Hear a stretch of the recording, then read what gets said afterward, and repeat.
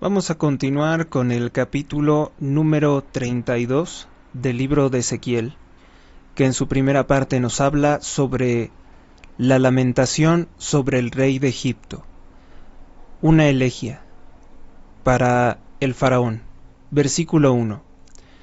En el año 12º, el día primero del 12º mes, me fue dirigida la palabra de Yahvé, que dijo, versículo 2, Hijo de hombre, le dice Dios a Ezequiel, entona una elegía sobre el faraón, rey de Egipto, y dile, eras cual leoncillo entre las gentes, eras como un cocodrilo en las aguas, te revolvías en tus ríos, enturbiando las aguas con tus pies, y ensuciando sus corrientes. Versículo 3.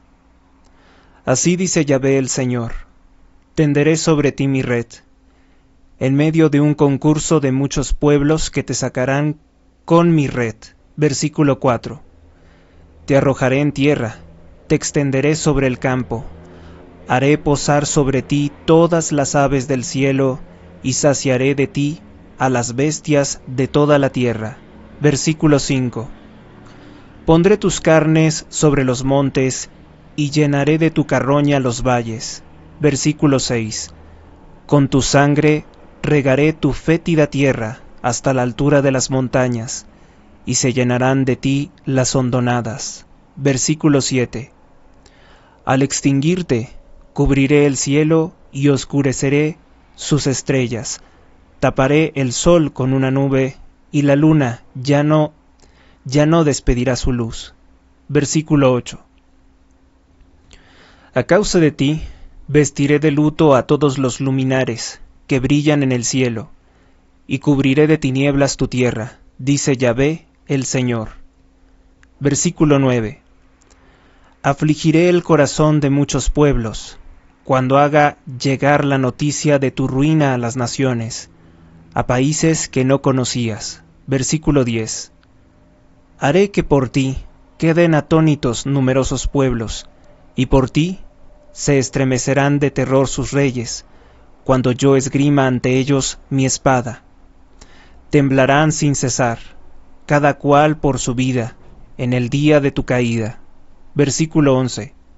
Porque así dice Yahvé el Señor, vendrá sobre ti la espada del rey de Babilonia. Versículo 12. Abatiré tu multitud con la espada de los valientes. Son todos ellos los más feroces de los pueblos. Destruirán el orgullo de Egipto, y será desechada toda su multitud. Versículo 13. Exterminaré todas sus bestias junto a las copiosas aguas, y no las enturbiarán más pie de hombre ni pezuña de bestia. Versículo 14. Entonces volveré limpia sus aguas, y haré correr sus ríos como aceite, dice Yahvé el Señor. Versículo 15.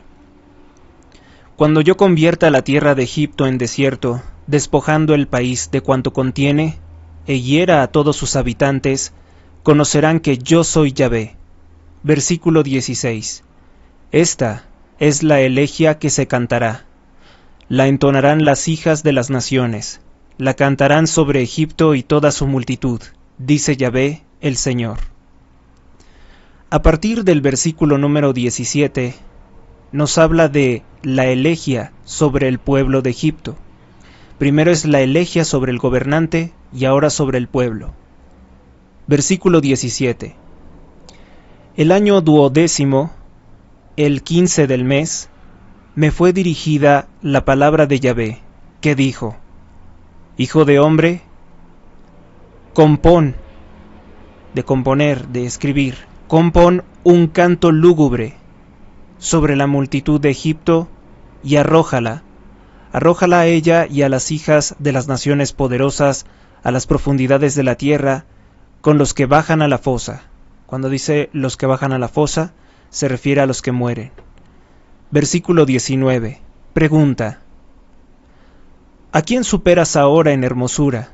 Baja y acuéstate entre los incircuncisos, es decir, entre los paganos, entre los que no adoran al verdadero Dios.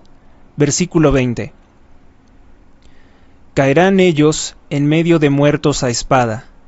Entregada será Egipto al cuchillo. Sacadla fuera con todas sus multitudes. Versículo 21. En medio del Seol le dirigirán la palabra los más poderosos de los potentados, así como sus auxiliadores diciendo: han descendido, yacen los incircuncisos, traspasados por la espada. Es decir, muertos con violencia, muertos en un conflicto, en una guerra. Versículo 12. Allí se halla Asur, con toda su gente. En torno suyo están sus sepulcros. Todos yacen traspasados, caídos a cuchillo en sepulcros, situados en lo más hondo de la fosa. Versículo 23. Alrededor de su sepulcro está toda su gente, todos ellos traspasados, caídos a cuchillo, los que fueron el terror de la tierra de los vivientes. Porque anteriormente Egipto oprimía a muchos pueblos. Ahora ha muerto. Versículo 24. Allí está Elam, con toda su multitud, en torno a su sepulcro, todos ellos traspasados, caídos a cuchillo, que descendieron incircuncisos a las profundidades de la tierra. Los que fueron el terror de la tierra de los vivientes, llevan su ignominia con los bajados a la fosa. Versículo 25. En medio de los traspasados, colocaron su lecho para él y todo su pueblo, en torno a sus sepulcros, todos ellos incircuncisos, pasados a cuchillo. Esparcieron el terror en la tierra de los vivientes, mas llevan ahora su ignominia con los bajados a la fosa, yacen en medio de los muertos. Versículo 26. Allí está Mosoc, Tubal y toda su gente, en torno a sus sepulcros todos ellos incircuncisos, pasados a cuchillo, por haber sido el terror de la tierra de los vivientes. Versículo 27. Y no yacen entre los héroes de los incircuncisos, que cayeron y descendieron al Seol, al inframundo. Con sus armas de guerra, la espada debajo de sus cabezas y el escudo sobre sus huesos, por haber sido el terror de los fuertes de la tierra de los vivientes. Versículo 28. Así también tú eras quebrantado con los incircuncisos, y yacerás con los muertos a espada. Versículo 29. Allí está Edom, sus reyes y todos sus príncipes, que a pesar de sus hazañas han sido puestos entre los muertos a cuchillo. Yacen entre los incircuncisos, entre los que descendieron a la fosa. Versículo 30. Allí están los príncipes del norte, todos ellos y todos los sidonios. Bajaron con los traspasados por la espada, a pesar del terror que inspiraba su fortaleza.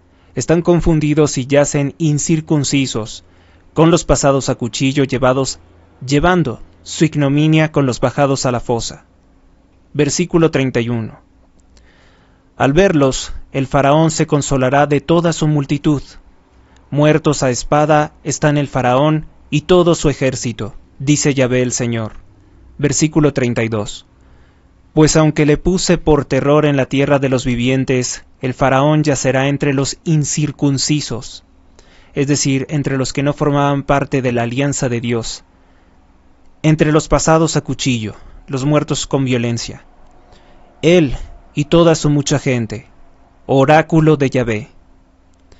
Fin del capítulo número 32 del libro de Ezequiel.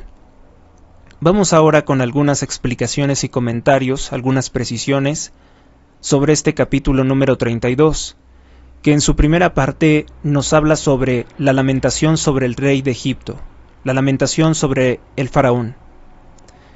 El año 12º, el día primero del 12º mes, me fue dirigida la palabra de Yahvé que dijo: Hijo de hombre, entona una elegía sobre el faraón, rey de Egipto, y dile. El año 12º, año y medio después de la caída de Jerusalén, es donde nos está situando, cuando el resto de los judíos se había refugiado en Egipto, a pesar de que Dios les dijo que no lo hicieran. Se refugiaron en Egipto y practicaron rituales que no debían de practicar, rituales paganos. Buscaron la ayuda de su peor enemigo, del peor enemigo que habían tenido en el pasado, que había sido Egipto, cuando Dios les dijo que no lo hicieran. Por eso es que Dios llamó a Egipto monstruo inútil. Versículo 2. Hijo de hombre, entona una elegía sobre el faraón rey de Egipto y dile: eras cual leoncillo entre las gentes. Quiere decir que asustaba a todos por su gran poder. Eras como un cocodrilo en las aguas. Te revolvías, te revolcabas, te revolvías en las aguas, en tus ríos, enturbiando las aguas con tus pies y ensuciando sus corrientes. Así dice Yahvé el Señor: tenderé sobre ti mi red, en medio de un concurso de muchos pueblos que te sacarán con mi red. Un cocodrilo, la Biblia Vulgata traduce un dragón. El dragón es símbolo del mal, tanto en el Antiguo como en el Nuevo Testamento. Enturbiando las aguas, alusión a las turbias aguas del río Nilo, que simbolizan las turbas de los vasallos del faraón, la mezcla de varios pueblos que tenía sometidos. Después tenemos el versículo número 7 donde dice: al extinguirte cubriré el cielo y oscureceré sus estrellas. Taparé el sol con una nube y la luna ya no despedirá su luz. A causa de ti vestiré de luto a todos los luminares que brillan en el cielo y cubriré de tinieblas tu tierra, dice Yahvé el Señor. Son las señales anunciadas por Dios en el juicio a las naciones. Parece ser más un texto de carácter profético. Después tenemos el versículo número 14 que dice: entonces volveré limpia sus aguas y haré correr sus ríos como aceite, dice Yahvé el Señor, pero únicamente cuando Egipto haya sido destruido. Cuando yo convierta la tierra de Egipto en desierto, despojando el país de cuanto contiene, e hiera a todos sus habitantes, conocerán que yo soy Yahvé. Versículo 16. Esta es la elegía que se cantará. La entonarán las hijas de las naciones, la cantarán sobre Egipto y toda su multitud, dice Yahvé el Señor. Las aguas serán claras y limpias como el aceite, debido a que no habrá quien pueda contaminarlas, quien pueda enturbiarlas. Todo el país parecerá un desierto. Después tenemos el versículo número 16, el que nos anuncia la elegía. Dice que la cantarán las hijas de las naciones. Quiere decir que los demás pueblos que rodeaban Egipto contarán de cómo fue destruido por Dios.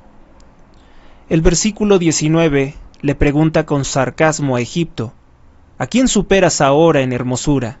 Baja y acuéstate entre los incircuncisos. Le muestra su desprecio, le muestra que no era importante y que yace con los demás paganos. 15 días después, se describe la ruina de Egipto bajo la imagen del descenso a las profundidades de la tierra. En este caso, el Seol se tiene que interpretar por infierno, el fuego eterno. Después tenemos el versículo número 20, pero vamos a comentar el 19. Acuéstate entre los incircuncisos. Hemos visto sobre esta expresión en los anteriores capítulos, en el 28, en el 10, en el 31. No se trata ya de personas, sino de personajes simbólicos y representativos de las naciones gentiles, por lo cual parece aludir al mismo juicio mencionado en el versículo número 7. Dice el versículo 20: caerán ellos en medio de los muertos a espada. Entregada será Egipto al cuchillo. Sacadla fuera con todas sus multitudes. Versículo 21. En medio del Seol le dirigirán la palabra a los poderosos de los potentados, así como a sus auxiliadores, a sus aliados militares en este caso, a sus auxiliadores diciendo: han descendido, yacen los incircuncisos, traspasados por la espada. Versículo 22. Allí se halla Asur, con toda su gente, en torno suyo están sus sepulcros. Todos yacen traspasados, caídos a cuchillo, en sepulcros situados en lo más hondo de la fosa. Versículo 23. Alrededor de su sepulcro está toda su gente, todos ellos traspasados, caídos a cuchillo. Los que fueron el terror de la tierra de los vivientes ahora están muertos, es a lo que se refiere. Después tenemos el versículo número 22. Bueno, en el 22 nos menciona Asur. El rey de Egipto será recibido por los reyes de Asur. Elam y otros asimismo descendieron a lo más profundo de las tinieblas, de la muerte. En el versículo número 23 nos dice lo siguiente: alrededor de su sepulcro está toda su gente, que fueron el terror. Parece señalar un destino singularmente terrible para los grandes crímenes. Un castigo le aguarda por parte de Dios a los grandes depredadores del orden colectivo. Después tenemos el versículo número 26 que nos dice lo siguiente: allí está Mosoc, Tubal y toda su gente, en torno a sus sepulcros, todos ellos incircuncisos, pasados a cuchillo por haber sido el terror de la tierra de los vivientes. Solo terror en la vida, solo de los vivientes.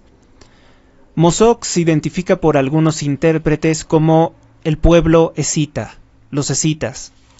Otros pueblos que viviendo en el Cáucaso invadieron la Mesopotamia, Siria, Palestina y Egipto también se considera que tendrían población derivada de los escitas. Y por eso es que los menciona aquí. En el segundo libro de Ezequiel menciona a estos pueblos como auxiliares de Gog. Recuérdese de Gog y Magog. Y son enemigos de Dios y del pueblo escogido de Dios en los últimos tiempos. Por eso los menciona aquí. Aquí yacen también ellos.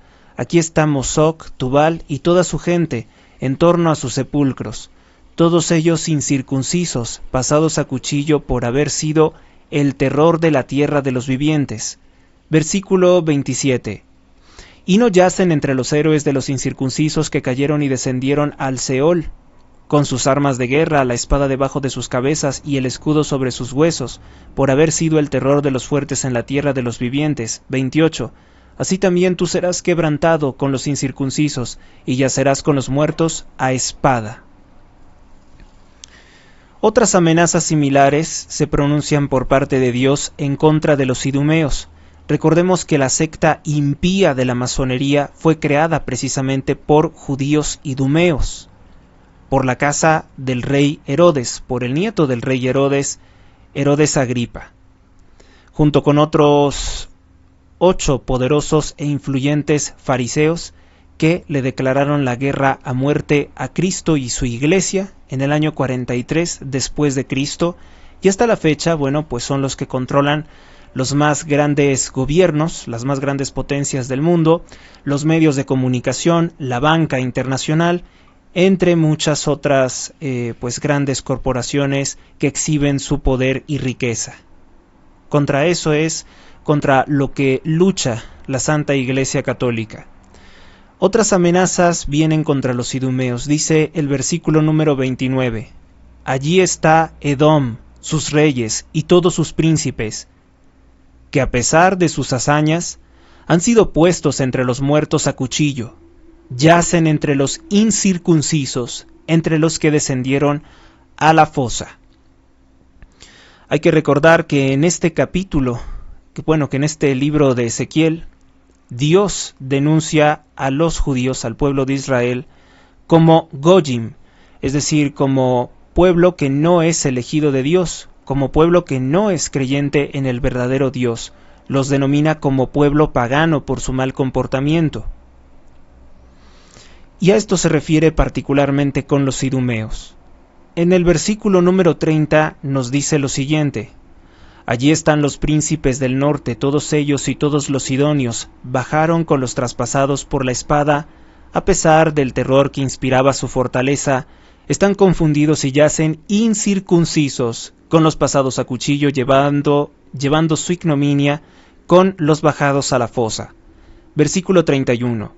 Al verlos el faraón se consolará de toda su multitud, muertos a espada están el faraón y todo su ejército. Dice Yahvé el Señor: Pues aunque le puse por terror en la tierra de los vivientes, el faraón yacerá entre los incircuncisos, entre los pasados a cuchillo. Él, el rey, y toda su mucha gente, oráculo de Yahvé, es decir, palabra de Dios que se ejecuta al instante, orden o sentencia de los juicios de Dios que se ejecuta al instante y con toda severidad.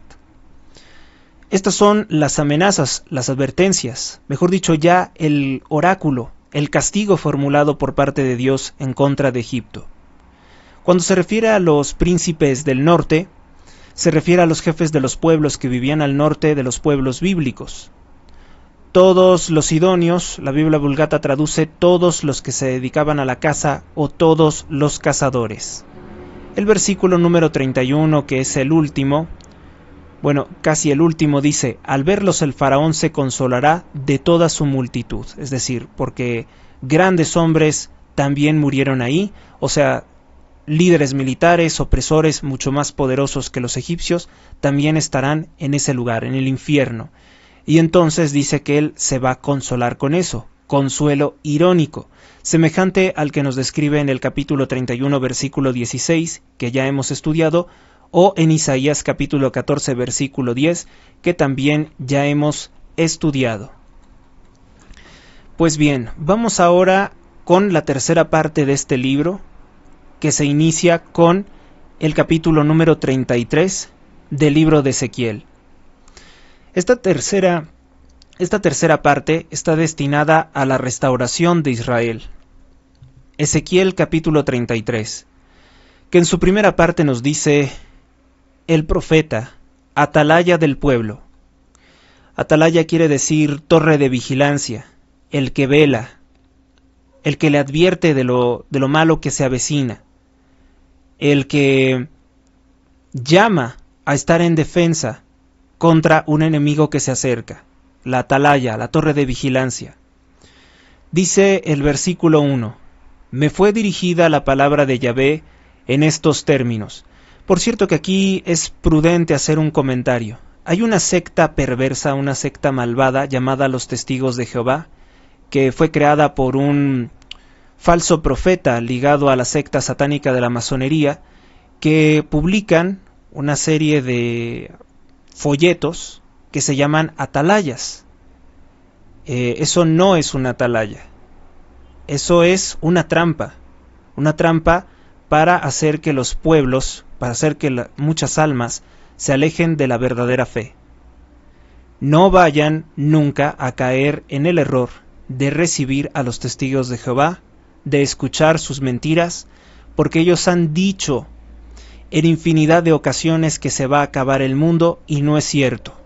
Ellos niegan la existencia del infierno, por lo cual creen que se puede pecar impunemente y que nada de lo que hacen tendrá castigo, porque dicen que Dios no quiere ver sufrir a nadie. Tienen infinidad de errores doctrinarios, además de privar a las personas de recibir ciertas formas de atención médica. Vamos entonces con este capítulo número 33 del libro de Ezequiel. El profeta, atalaya del pueblo, un profeta real desde luego. Versículo 1. Me fue dirigida la palabra de Yahvé en estos términos. Versículo 2. Hijo de hombre, habla a los hijos de tu pueblo y diles: cuando yo enviare la espada sobre un país y la gente del país toma un hombre de su territorio y le pone por atalaya suyo. Versículo 3. Y éste, viendo venir la espada sobre el país, toca la trompeta y avisa al pueblo. Versículo 4. Si entonces el que oye la voz de la trompeta no se deja apercibir, no se deja advertir, notificar, y llega la espada y le arrebata, la sangre de éste recaerá sobre su cabeza, es decir, la sangre de aquel hombre que no le escuchó, recae sobre la cabeza del profeta. Versículo 5. Pues oyó la voz de la trompeta, mas no se dejó venir. Por eso recae su sangre sobre él, es decir, sobre él mismo. Corrijo, no es sobre el profeta. El profeta cumplió con su función de ser la atalaya que advierte que viene el mal. Pero aquellas personas que se niegan a escuchar la sagrada palabra no serán culpa del profeta. el que ellos no se hayan salvado, que no hayan podido salvar su alma. Repetimos este versículo número 4. Si entonces el que oye la voz de la trompeta no se deja apercibir, no se da por enterado, y llega la espada y le arrebata la sangre, le arrebata la vida o lo arrebata él mismo, la sangre de éste recaerá sobre su propia cabeza. Versículo 5. Pues oyó la voz de la trompeta, mas no se dejó prevenir, por eso recae su sangre sobre él. Si hubiese tomado nota del aviso del profeta, habría salvado su vida. Versículo 6. Pero si el atalaya, el profeta se refiere, viendo venir la espada, no toca la trompeta, y el pueblo no es avisado, y llegando la espada arrebata a alguno de ellos, éste por su iniquidad perderá la vida, pero yo demandaré su sangre de manos del atalaya. Versículo 7. Ahora bien, hijo de hombre, que es la forma en que Dios le recuerda a Ezequiel, que es mortal, que es frágil, que le debe todo a Dios. Ahora bien, hijo de hombre, yo te he puesto por atalaya de la casa de Israel. Tú oirás de mi boca la palabra y los apercibirás de mi parte. Versículo 8. Si yo digo al impío, impío, tú morirás sin remedio, y tú no hablas para apartar al impío de su camino, de un camino malo, este impío por su iniquidad morirá, pero yo demandaré su sangre de tu mano. Versículo 9. Pero si tú apercibiste al impío para que se convierta de su camino, y si el impío no se convierte de su camino, por su iniquidad morirá, mas tú has salvado tu alma. Esto es muy importante y sobre todo va dirigido para quién. Bueno, pudiera referirse para cualquiera que conoce la palabra de Dios. Estamos obligados a decirle a los demás que están cometiendo un grave error, si es que lo están cometiendo y nosotros lo sabemos. Pero va más encaminado este llamado, dice al profeta, pero también sería al sacerdote. Hoy en día los sacerdotes callan muchas cosas, porque tienen miedo a incomodar a poderes de mafias o al poder gubernamental, que es la gran mafia de la masonería que tiene oprimido a México. Por ejemplo, no vayamos lejos. Cualquier sacerdote católico está obligado a decirle a todos sus feligreses que quedan excomulgados si votan por un partido narcotraficante promotor de la homosexualidad y el aborto, como lo es Morena de Andrés Manuel López Obrador. Si no les advierte que es un pecado grave, que se manchan las manos de sangre al votar por él, al recibirle dinero, ese sacerdote no está cumpliendo con su función de ser el guía espiritual de la grey de Cristo. Porque se peca en el voto, se peca siendo cómplice de ellos. Dice así: yo demandaré su sangre de tu mano, pero si tú apercibiste al impío para que se convierta de su camino, y si el impío no se convierte de su camino, por su iniquidad morirá, mas tú has salvado tu alma. Versículo 10. Di, oh hijo de hombre, a la casa de Israel, vosotros seguís diciendo, ya que nuestras faltas y nuestros pecados pesan sobre nosotros, y por ellos nos estamos consumiendo, pregunta, ¿cómo podremos vivir? Versículo 11. Diles, por mi vida dice Yahvé el Señor, que no quiero la muerte del impío, sino que el impío se convierta de su camino y viva. Convertíos de vuestros perversos caminos. Pregunta, ¿por qué queréis morir, oh casa de Israel? El pecado es la muerte. El pecado de Adán y Eva hizo que perdieran esos poderes celestiales que les había dado Dios, que era la vida eterna, el no fatigarse jamás y el tener todo a su disposición sin necesidad del sudor de su frente en el paraíso. El pecado es lo que abrió las puertas a la muerte, a nuestro enemigo que es la muerte. Entonces, por el pecado llega la muerte y Dios les pregunta, ¿por qué queréis morir, oh casa de Israel? ¿Por qué queréis pecar si esa es su muerte? A partir del versículo número 12 nos habla de la justicia y la misericordia de Dios. Versículo 12. Tú, hijo de hombre, di a los hijos de tu pueblo, la justicia del justo no le salvará en el día de su transgresión, y la iniquidad no dañará al impío cuando se convierta, como tampoco el justo podrá vivir por su justicia cuando pecare. Lo que aquí nos está diciendo es que, sin importar el pasado de estas personas, si se arrepienten sinceramente y se convierten a Cristo, sería contextualizándolo ya con el Nuevo Testamento, se les perdonarán todos sus pecados. Y si el hombre que fue justo toda su vida termina siendo perverso, Dios lo tomará como perverso, como si hubiera sido un pecador toda su vida. Tú, hijo de hombre, di a los hijos de tu pueblo, la justicia del justo no le salvará en el día de su transgresión.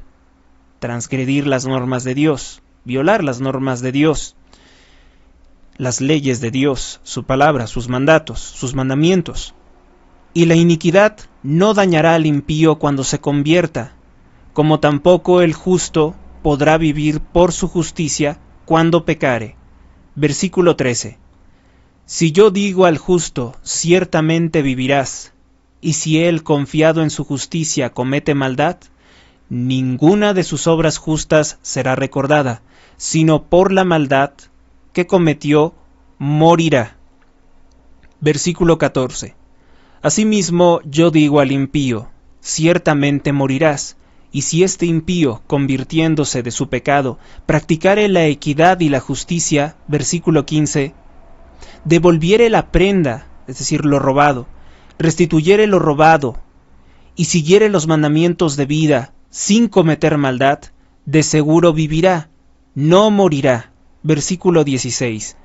Ninguno de sus pecados que haya cometido será recordado contra él, ha obrado con equidad y justicia, de cierto vivirá. Versículo 17. Y sin embargo dicen los hijos de tu pueblo, el camino del Señor no es recto, cuando al contrario, los caminos de ellos no son rectos. Versículo 18. Si el justo se aparta de su justicia y comete maldades, morirá por ellas. Versículo 19. Y si el impío se aparta del mal y practica la equidad y la justicia, por esto vivirá. Versículo 20. Y vosotros decís, no es recto el camino del Señor. Yo os juzgaré, oh casa de Israel, a cada uno conforme a su camino. A partir del versículo número 21 nos habla sobre la impenitencia de los que habían quedado. Impenitencia, no penitencia, impenitencia. Versículo 21. El año 12 de nuestro cautiverio, dice Ezequiel, el cautiverio de los judíos, en Babilonia, el día 5 del 10º mes, vino a mí un escapado de Jerusalén que dijo, cayó la ciudad. Versículo 22.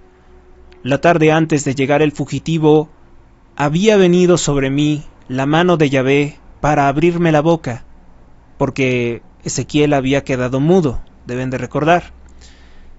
Y estuvo sobre mí hasta que se vino a mí por la mañana, ese hombre que escapó. Y se abrió mi boca, y ya no estuve mudo. Versículo 23.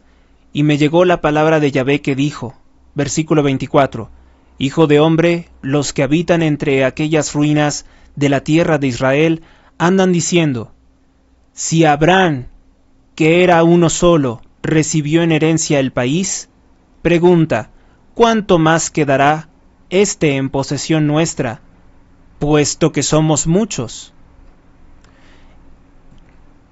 Aquí nos describe ya una de las grandes herejías del sionismo, una de las grandes herejías de los fariseos, que es creer que Dios les debe derechos sobre la posesión de la tierra de todo el mundo, y piensan que lo debe simplemente por su raza. cuando Dios reconoce como su pueblo escogido a aquel que cree y que practica la sabiduría, la justicia y la equidad conforme a su palabra. Ellos, que han sido seguidores de falsos profetas en los últimos 2 milenios, no son reconocidos en este momento como pueblo de Dios. Por eso es que en el libro del Apocalipsis dice constantemente a aquellos que se dicen judíos y no lo son. Ellos hacían razonamientos matemáticos de decir, esta tierra tiene que ser nuestra. ¿Por qué? Porque somos judíos, pero no practicaban absolutamente nada que tuviera relación con el pueblo escogido de Dios. Si Abraham, que era uno solo, recibió en herencia el país, todo el país, ¿cuánto más quedará éste en posesión nuestra? Puesto que somos muchos, decían los judíos. Versículo 25. Por tanto le dirás, así dice Yahvé el Señor, vosotros, los que coméis la carne con la sangre, y alzáis los ojos hacia vuestros ídolos, es decir, dioses falsos como Moloch, como Astarté, demonios ante los cuales los judíos asesinaron a sus hijos, los quemaron, y derramasteis sangre. Pregunta, ¿acaso vosotros habéis de poseer el país? Versículo 26. Confiáis en vuestras espadas, cometéis abominación, y cada cual contamina a la mujer de su prójimo, y pensáis que serán herederos del país. Les recrimina Dios. Por tanto les dirás, repito lo que dice el versículo 25 y 26, así dice Yahvé el Señor, vosotros los que coméis la carne con la sangre, porque Dios dijo que no debían de comer la sangre, está prohibido para ellos estaba prohibido, y sin embargo violaban ese mandamiento, como muchos otros. Y alzáis los ojos a vuestros ídolos, es decir, no al verdadero Dios, y derramáis sangre, es decir, sangre de inocentes, cometían injusticias. Pregunta retórica, ¿acaso vosotros habéis de poseer el país? Versículo 26, confiáis en vuestras espadas, cometéis abominación, y cada cual contamina a la mujer de su prójimo, es decir, cometían adulterio, y pensáis ser los herederos del país. No son los herederos del país, es la forma en que Dios se los dice. Versículo 27. Es decir, ellos no son herederos de Tierra Santa Jerusalén. Versículo 27. Así les hablarás. Esto dice Yahvé el Señor. Por mi vida, que los que están entre las ruinas caerán a espada, y los que se hallan en el campo los daré como pasto a las fieras, y los que están en lugares fuertes y en cavernas morirán de peste. Una enfermedad, cualquier tipo de enfermedad, no una en definitivo, los alcanzará en los lugares donde están seguros de la violencia, pero no de la muerte. Versículo 28. Haré del país un desierto y una soledad, se acabará la soberbia de su poder, y las montañas de Israel quedarán asoladas, porque no habrá quien pase por ellas. Versículo 29. Conocerán que yo soy Yahvé, al convertir yo el país en desierto y desolación, a causa de todas las abominaciones que han cometido. Versículo 30. En cuanto a ti, hijo de hombre, los hijos de tu pueblo chismean de ti. Junto a las paredes, a la entrada de las casas, hablan entre sí, cada uno con su compañero, diciendo, Ea, vamos a oír. ¿Cuál es la palabra que ha salido de Yahvé? Versículo 31. Y vienen a ti como a reuniones del pueblo, y se sientan delante de ti, mi pueblo, para oír tus palabras. Pero no las ponen en práctica, porque con su boca te alaban, mientras sus corazones van tras su avaricia. Versículo 32. Pues he aquí que eres para ellos como un cantor de amores, que tiene hermosa voz y toca bien, porque escuchan tus palabras, mas no las cumplen. Versículo 33. Pero cuando ello viniere, es decir, cuando el mal viene, he aquí que viene ya, advierte Dios, conocerán que hubo un profeta en medio de ellos. Fin del capítulo número 33 del libro de Ezequiel. Es decir, que a pesar de no hacerle caso, tienen que caer en cuenta que había un profeta en medio de ellos, que les dijo la verdad, que les dijo la solución, y ellos no quisieron escucharlo. Vamos ahora entonces con algunas precisiones, algunas explicaciones sobre este capítulo número 33 del libro de Ezequiel, que en su primera parte nos habla sobre el profeta, que es la atalaya del pueblo, el que advierte, el que mira, el que vislumbra los peligros y previene al pueblo de estar siempre en vigilancia. Esto en un sentido alegórico, en un sentido profético, en un sentido, alegórico, en el cual se entiende que es un mal, cualquier forma de mal. Les advierte, vislumbra el pecado de sus conductas y les corrige. Pero si ellos no quieren, no es culpa del profeta, no es culpa del guía moral, no es culpa del guía espiritual como pudiera ser el sacerdote. Es culpa de ellos cuando no lo escuchan. Es culpa del sacerdote o del líder religioso cuando guarda silencio y se vuelve cómplice entonces de los malvados. Por ahí en internet nos enviaron una frase que decía que el mal triunfa cuando los hombres buenos no hacen nada para evitarlo.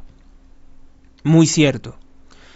En este capítulo, que tiene reminiscencias de todos los anteriores, nos enteramos que se ha consumado ya la caída de Jerusalén, como se había anunciado. Dios elige este momento doloroso para proclamar, por boca de su profeta, la futura restauración de Israel. Desde la primera parte, esta dulce promesa había sonado de tiempo en tiempo, pero en términos rápidos. Ahora va a ser largamente desarrollada en estos 16 capítulos siguientes, del cual pues este es el primero. También hay una expresión en el versículo 2 que dice, un hombre de su territorio. La Biblia Vulgata traduce como uno de los últimos. El profeta va a ser nuevamente constituido como la atalaya del pueblo, como el que los va a guiar, como el que va a advertir de los males. Filón explica esta nueva instalación en este cargo porque al principio de su ministerio, es decir, cuando recibió la orden de Dios de hacer esto Ezequiel, solo había recibido sus poderes para anunciar desgracias, en tanto que ahora solo tendrá que anunciar las bendiciones al pueblo de Dios. Vamos ahora con el versículo número 5, que nos dice lo siguiente: pues oyó la voz de la trompeta, mas no se dejó prevenir. Cuando el hombre no atiende a las advertencias del profeta, ¿qué es lo que pasa? Después de haber tratado en tantos ejemplos la responsabilidad colectiva, el profeta vuelve a revelar, como en el capítulo 18, la doctrina de la salvación individual, que aún era posible dentro de la nación colectiva infiel. Así dice San Pablo: conoce el Señor a los que son suyos. A los que no son suyos también, los distingue de entre todos. Y los que son vasos de oro y los que son vasos de plata, en medio de la casa grande que tiene otros de barro. Segundo libro de Timoteo, capítulo 2, del versículo 19 al 21. Así muestra Jesús que se salvarán los elegidos, por milagro, en medio de la apostasía final. Mateo capítulo 24, versículo 24. Se salvarán por medio de un milagro, porque dice que prácticamente en ese tiempo la fe será inexistente. Versículo 7. Ahora bien, hijo de hombre, yo te he puesto por atalaya de la casa de Israel. Tú oirás de mi boca la palabra y los apercibirás de mi parte. Los apercibirás de mi parte. Donde se expresa el mismo concepto en el capítulo 3, versículo 16, sobre la misión de la atalaya, que consiste en transmitir las palabras recibidas de Dios. Idéntica es la misión fundamental que Jesús encomienda a la jerarquía de su iglesia, al obispo, al episcopado. También significa atalaya, ellos son las atalayas.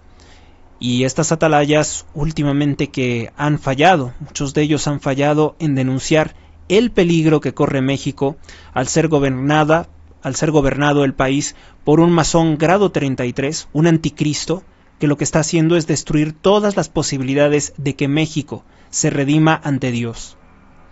Busca hacer pecar a todo México de múltiples formas, ya sea recibiéndole dinero manchado de sangre, ya sea colaborando con el narcotráfico. Es un anticristo en todos los sentidos.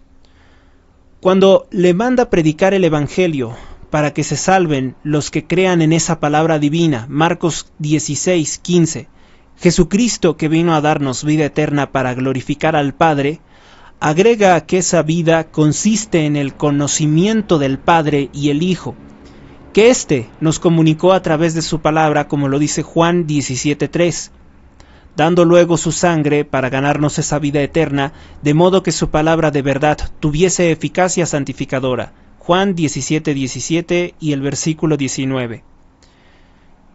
Él mismo envió después a sus discípulos para predicar esta palabra al mundo. Nosotros no podemos ganar la vida eterna para nadie, sino que es por los méritos de aquel único que las ganó, que ganó la vida para todos.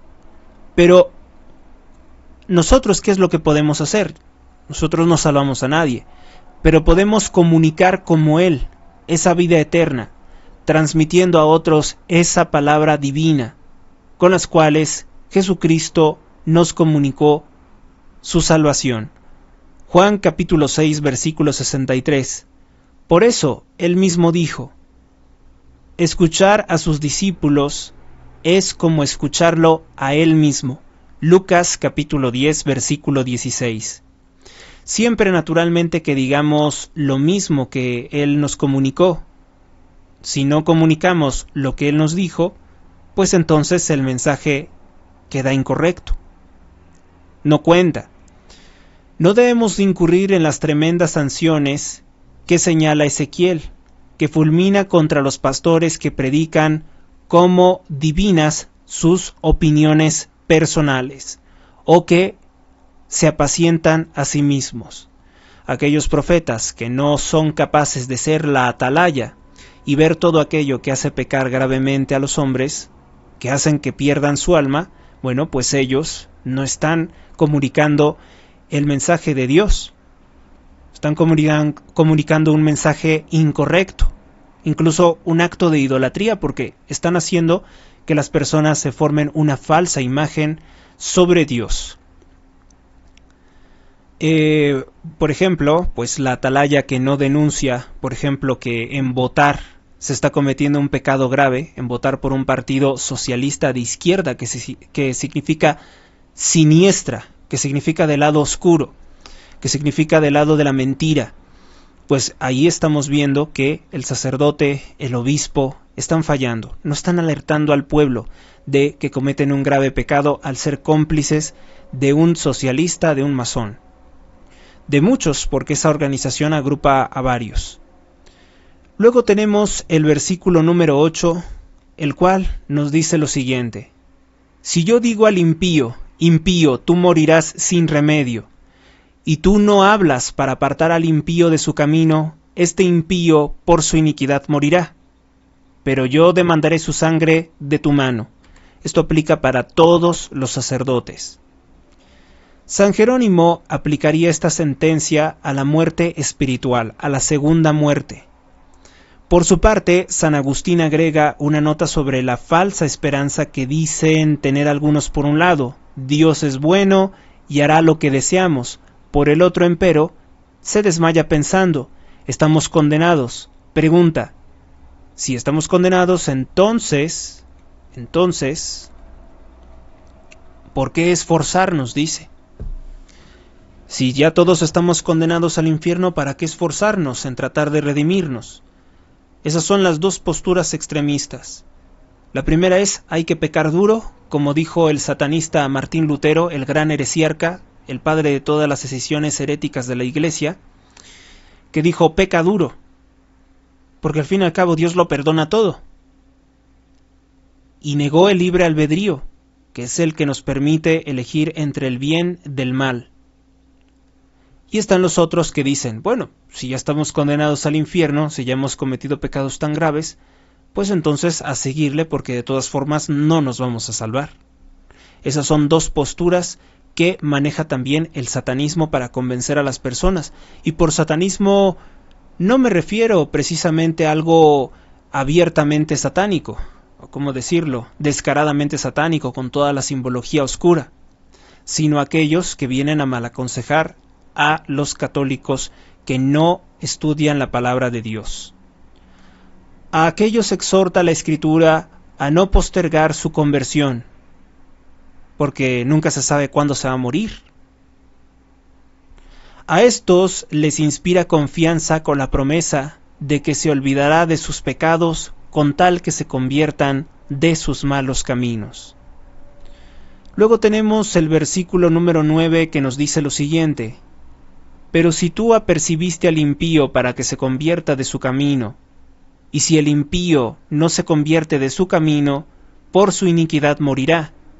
Hablamos de una muerte espiritual, porque todos indiscutiblemente vamos a morir físicamente, pero hay una segunda muerte espiritual para aquellos que no se redimen. Mas tú has salvado tu alma, le dice al profeta Ezequiel.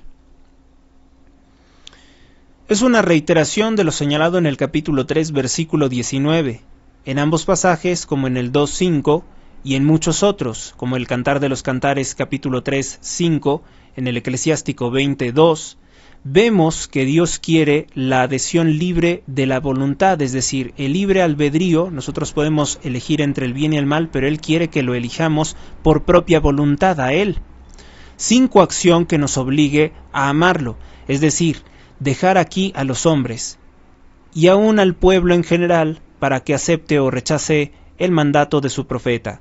No obstante tratarse de una nación esencialmente religiosa y teocrática, que es tan rebelde. Es Dios quien castigará después, porque a Él le toca la venganza. Dios dice: mía es la venganza. Es de Dios y nadie más. Es esta una enseñanza importante en nuestro apostolado, para librarnos del celo indiscreto que al ver la bondad de una cosa quiere obligar a otros a aceptarla como buena. Dios no es así. Jesús confirmó fundamentalmente esta doctrina al enseñarnos, en la primera de sus parábolas en Mateo 13:1, que su palabra es semilla, cuyo fruto depende de la disposición propia del terreno. Y nos hace unos ejemplos de que hay una tierra árida en la que pues la semilla no se va a desarrollar, otra que es una tierra muy blanda y por tanto la semilla va a volar, no se va a quedar ahí. Tiene que ser el terreno propicio donde esta semilla pueda desarrollarse, crecer y dar buen fruto. Es decir, que hay que dejarla caer sin pretender forzar la tierra a que se abra para recibirla, ¿sí? Prácticamente estos contenidos están en el mar del Internet, por ponerles un ejemplo, y los puede consultar quien quiera escucharlo. Y quien quiera no solamente escucharlo, sino guardarlo en su corazón. Recordémoslo también cuando se trate de llevar las almas a los sacramentos, para evitar que una invitación demasiado apremiante, no se valen las amenazas, pueda provocar en ellas una aquiescencia falta de sinceridad, como los conversos a la fuerza. Si tener viva esa planta de fe que viene de la semilla, o sea, de la predicación de la palabra de Dios, sin tener bien esta semilla, sin prodigar esta semilla por todo el mundo, pues entonces nunca encontraremos un buen terreno, un terreno propicio, una persona abierta a escuchar las cosas de Dios que resuenan en su alma.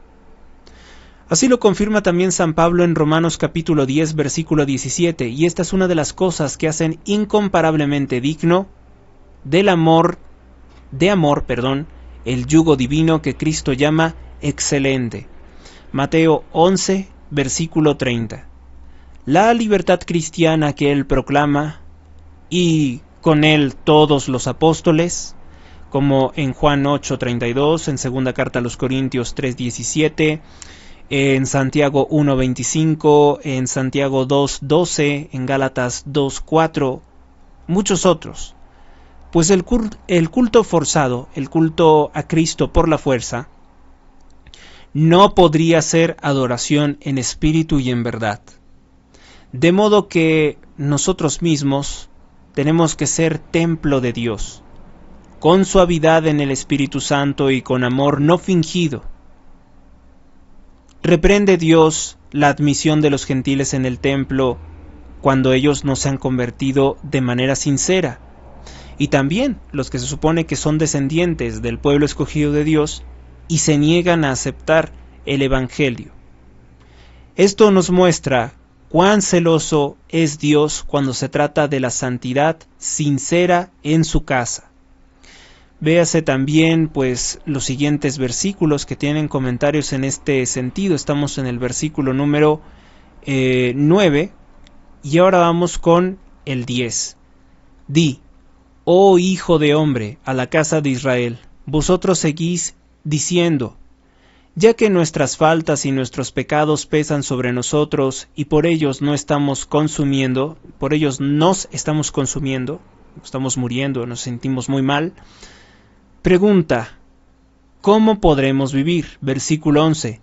Diles, por mi vida, dice Yahvé el Señor, que no quiero la muerte del impío, sino que el impío se convierta de su camino y viva. Convertíos de vuestros perversos caminos. Pregunta, ¿por qué queréis morir, oh casa de Israel? ¿Por qué no quieren convertirse? ¿Por qué les gusta lo malo? Denuncia Dios. Bueno, pues aquí tenemos una preciosa revelación de la voluntad de Dios. Dios tiene la firme voluntad de salvar el mayor número de almas. Dios no quiere que nadie se condene.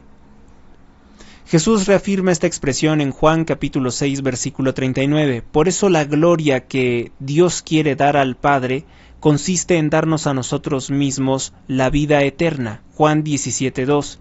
Y entre tanto lo devora el celo por evitar que el pecador se pierda, porque lo que siente en sí mismo, siente al pecador como si él hubiera cometido esos pecados, esas faltas. Dios lo siente así. Los baldones con que el pecador labra su ruina al apartarse del Padre. Dice la expresión, no te aflijas, decía un varón de Dios, no te aflijas por los santos que sufren sin que tú puedas evitarlo. Fin de cita. En efecto, ellos están en manos de Dios, Sabiduría 3:1, y su prueba, la prueba que los ha sometido Dios en ese sufrimiento, llena de consuelos interiores que los sobrepujan. Segunda carta a los Corintios 7:4. Es como si estuvieran realizando un negocio que les trajera prosperidad inmensa, aunque para hacerlo haya tenido que irse a un lejano desierto. Mucho más sería de temer por los que están muy prósperos, si acaso son muy prósperos económicamente, pero son impíos. Ay de los que pierden el sufrimiento y abandonan las vías de Dios para ir a sendas torcidas, dice Eclesiástico capítulo 2 versículo 16, porque esos ya tienen sus bienes, Lucas 16:25. De ahí que no haya mayor prueba que la de no ser probado. Como decía San Agustín, no hay mayor prueba que la de no ser probado, porque si no son probados, más fácilmente se entregarán al mal. O sea, dice que desde una situación de prosperidad y abundancia es más fácil olvidarse de Dios. Y esa es una de las más grandes o difíciles pruebas, porque la mayoría de las personas únicamente se acuerdan de Dios en los tiempos difíciles. Probablemente esto es a lo que se refiere. Pero aún en tales casos, como el de Santa Mónica, madre del mismísimo San Agustín, podemos decir qué consuelo es el saber que todo depende en definitiva del Dios bueno, fuerte y sabio, que no quiere la muerte del pecador, de ningún pecador. Convertíos entonces, para los que estamos ahora bajo la alianza nueva y consumada de la sangre de Cristo. Lucas capítulo 22, versículo 20. Convertirse es progresar en los conocimientos del Padre y de su Hijo unigénito Jesucristo. para pasar de la vida iluminativa a la vía unitiva. Pasar de la vía iluminativa a la vía unitiva, es decir, unirnos con el Creador. Y por el florecimiento en nosotros de los dones del Espíritu Santo. Tal es la feliz condición de los perfectos. Es perfecto el que elimina de sus afectos todo lo que le impide al alma volverse totalmente hacia su Dios y Padre. Es perfecto el que permanece adherido a Dios y pone en él todas sus complacencias. Es perfecto el que ya no vibra, sino con los atractivos de la soberana bondad. Esto lo decía Santo Tomás de Aquino. Vamos ahora con el versículo número 21, que es a partir del cual nos habla sobre la impenitencia de los que habían quedado. ¿Habían quedado quiénes? Bueno, no todos los judíos fueron llevados cautivos a Babilonia. Hubo un grupo de judíos, considerados más humildes, que quedaron en la tierra de Jerusalén. Dice que en el año 12 de nuestro cautiverio, el día 5 del 10º mes, vino a mí un escapado de Jerusalén que dijo, cayó la ciudad. Versículo 22. La tarde antes de llegar el fugitivo había venido sobre mí la mano de Yahvé para abrirme la boca y estuvo sobre mí hasta que ese vino a mí por la mañana y se abrió mi boca y ya no estuve mudo. El Señor le había prohibido a Ezequiel profetizar hasta que llegase este fugitivo de Jerusalén. Véase el capítulo 24, versículo 25. Por ese motivo, desde entonces, no recibió profecías para sus compatriotas, hasta este histórico momento en que se cumple todo lo que había dicho Dios sobre que Jerusalén iba a caer. Después tenemos el versículo número 24 que nos dice, Hijo de hombre, los que habitan entre aquellas ruinas en la tierra de Israel andan diciendo, si Abraham, que era uno solo, recibió en herencia el país. Ellos decían equivocadamente, un razonamiento mundano, un equivocado razonamiento mundano sobre Dios, como si Dios les debiera algo, por el simple hecho de existir, por el simple hecho de ser judíos. Dice, pregunta, ¿cuánto más quedará este país, la tierra de Jerusalén, en posesión nuestra, puesto que somos muchos judíos?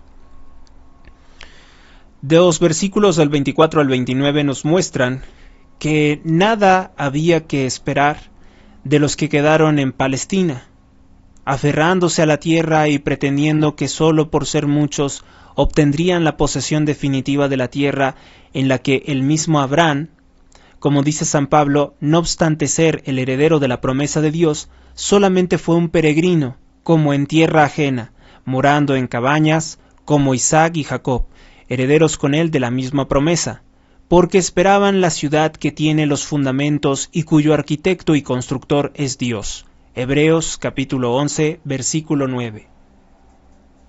Es decir, esperaban una patria celestial, no propiamente esa tierra prometida, que los sionistas, los seguidores del falso profeta Theodor Herzl, que es un falso profeta más cercano a nosotros, más contemporáneo, del que muchos no conocen porque la Iglesia Católica no les advierte de ese anticristo, pues ahí tienen a los actuales judíos, a los israelitas, que se han apoderado de Palestina y dicen que es suya y están expulsando a los otros pueblos que también son de credos falsos, algunos son cristianos, pero la mayoría son de credos falsos, y los están expulsando con violencia, y por eso hay bombardeos, hay conflictos, porque dicen esta tierra es nuestra. ¿Y por qué dices que es tuya la tierra santa Jerusalén? ¿Por qué dices que es tuya Palestina? Porque Dios nos hipotecó el mundo. Esa es su respuesta absurda, que Dios les entregó en posesión todo el mundo. Pero ellos despreciaron a nuestro Señor Jesucristo, porque Cristo dijo que la salvación era para todos, y ellos no pudieron aceptarlo, porque ellos lo ven todo en términos monetarios, ellos lo ven todo en términos de dinero, y no han hecho la voluntad de Dios, y no han aceptado a su Hijo como el Mesías, y por eso es que terminaron adorando tantos y tantos falsos profetas, y seguramente al final de los tiempos ellos serán los primeros en adorar al anticristo, a una criatura que será encumbrada a los más altos niveles del poder por el mismísimo Lucifer. Estos vanos, estos desencantados hijos de Abraham, pretenden aquí obtener el cumplimiento de la promesa que se le hizo al patriarca Abraham, pero por medios materiales, simplemente porque son muchos, no porque son un pueblo de Dios. No obstante sus iniquidades, sus pecados, sus crímenes, sin comprender que el perdón no significa aprobación del delito, y que por lo tanto presupone la contrición, como Dios acaba de decirlo en el versículo 13. En vez de ese cumplimiento, el Señor les anuncia todo lo contrario. Oseas capítulo 9, versículo 17. Ello no obsta a que el profeta renueve la promesa que hizo en los capítulos, que va a ser en los capítulos siguientes, cuyo cumplimiento en definitiva será siempre obra de la pura misericordia de Dios, y nunca del merecimiento de un pueblo por el simple hecho de ser un pueblo, por el simple hecho de ser una raza, una etnia, una cultura. No funciona así. Dice el versículo número 30. En tanto a ti, hijo de hombre, le dijo Dios a Ezequiel, los hijos de tu pueblo chismean de ti. Es decir, hablan cosas malas incluso de él. Junto a las paredes y a las entradas de las casas, hablan entre sí cada uno con su compañero diciendo, ¡Ea! Vamos a oír cuál es la palabra que ha salido de Yahvé. Pero lo ven como una diversión, como una anécdota. En estricto sentido no se puede decir que crean. En el pasaje precedente vimos lo relativo a los judíos que habían quedado en Palestina. Aquí se trata de lo que forman el auditorio, aquellos que estaban escuchando las profecías, los mensajes de Ezequiel en Babilonia. Parece que estuvieran mejor dispuestos, porque pues lo estaban escuchando. Pero no basta con escuchar. Solo era apariencia, según lo que ya se había dicho por parte de Isaías capítulo 29, versículo 13. Y recordó el Señor Jesús en Mateo 15, versículo 8. Tenemos un cuadro elocuente de la aplicación de lo que está señalando a este tiempo y a numerosas naciones. Siguen los predicadores de moda, como quien va al teatro, quien ve una película, pero mucha gente no recibe el mensaje. Tal rebaño se le muestra la verdad. A este rebaño se quiere hacer pasar por digno de conocer la verdad, pero no lo es. Sin embargo, sí habrá algunos que quieran escuchar realmente la palabra de Dios. Tal rebaño se mostrará en verdad digno de tener pastores, como lo veremos en el capítulo siguiente. Bueno, y concluimos simplemente leyendo estos 3 versículos, el 31, el 32 y el 33. Y viene aquí, dice, vienen a ti como a reuniones del pueblo, y se sientan delante de ti mi pueblo para oír tus palabras, pero no las ponen en práctica, porque con su boca te alaban. Es decir, había muchos de estos judíos que decían, sí, Ezequiel, creemos en lo que dices, está muy bien, vamos a convertirnos, vamos a hacer esto, vamos a hacer lo otro, pero era mentira, mientras su corazón va tras su avaricia. Versículo 32.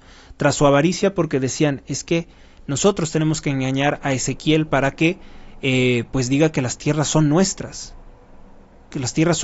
porque estamos aquí. Versículo 32. Pues he aquí que eres para ellos como un cantor de amores, que tiene hermosa voz y toca bien, porque escuchan tus palabras, mas no las cumplen. Pues como quien escucha una canción, ¿no?